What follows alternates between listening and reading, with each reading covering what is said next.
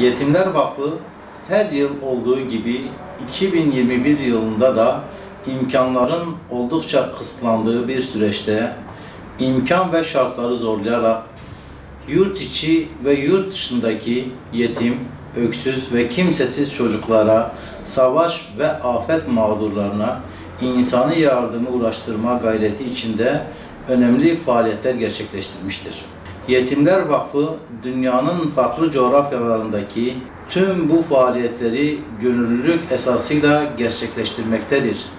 Türkiye'den Bangladeş'e, Filistin'den Doğu Türkistan'a, Asya'dan Afrika'ya yapılan tüm çalışmalar gönüllü kardeşlerimizin emek ve desteği ile icra edilmektedir. Gönüllü olmak isteyen tüm kardeşlerimiz ve hayırseverler vakfımızın herhangi çalışma alanlarından birinde yer alıp istedikleri şekilde katkı sunabilmektedir. Vakfımızın yurt içi faaliyetleri genel merkez öncülüğünde diğer şehirlerdeki gönüllü temsilcilerimizin fedakar, gayret ve çabalarıyla gerçekleştirilmektedir. Bu anlayış ve hassasiyetle 2021 yılı sonu itibariyle yurt içinde yetim çocuklarımıza 1.613.886 TL nakdi yardımda bulunduk.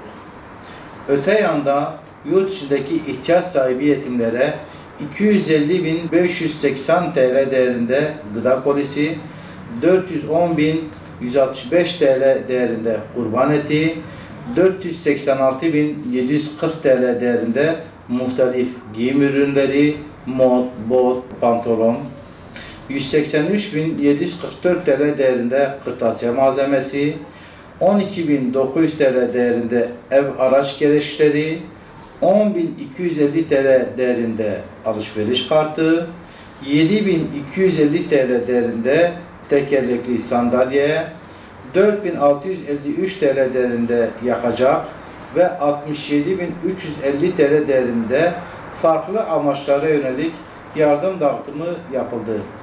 Toplamda yurt içinde yetim ailelerimize 3.047.550 TL değerinde yardım gerçekleştirildi. Sadece yurt içinde değil, yurt dışında da çalışmalarımız oldu.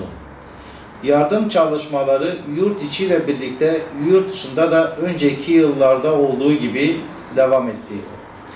Bu kapsamda 1.706.648 TL Filistin, 181.500 TL Etiyopya ile 254.520 TL diğer Afrika ülkeleri, 392.000 TL Suriye, Lübnan, 223.283 TL Bangladeş, 128.719 TL Yemen,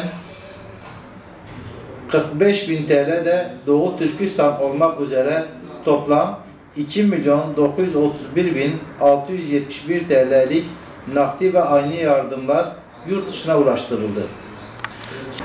Sonuç olarak 2021 yılında yurt içinde 2.882.651 TL, yurt dışında ise 2.931.671 TL olmak üzere toplam 5.979.221 TL değerinde yardım ihtiyaç sahibi yetimlere ulaştırıldı.